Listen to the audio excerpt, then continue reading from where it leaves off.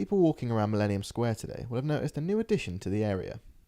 An energy tree has been constructed in the area to try and get people to engage with solar energy in a more interesting way. Well, we initiated it about 3 years ago, and we did it because demand energy equality is all about educational engagement around energy.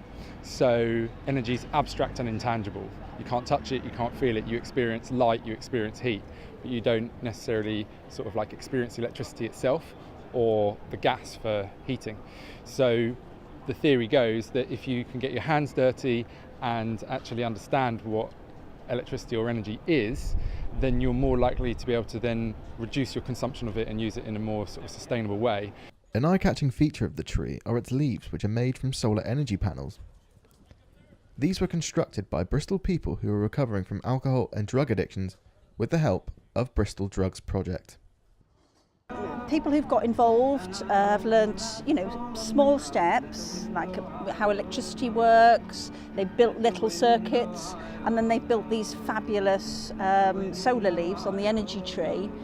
And in a sense, recovery is also about taking small steps, things becoming a habit, and then actually just becoming a way of life. So it seems like there's just a really good kind of synergy between it.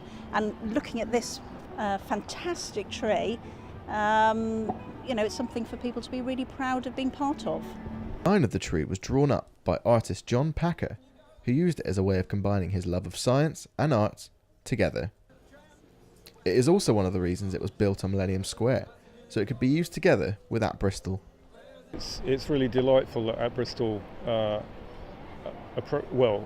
worked with us in siting this here, and it's added all sorts of new dimensions to the project in terms of how the public interacts with public art.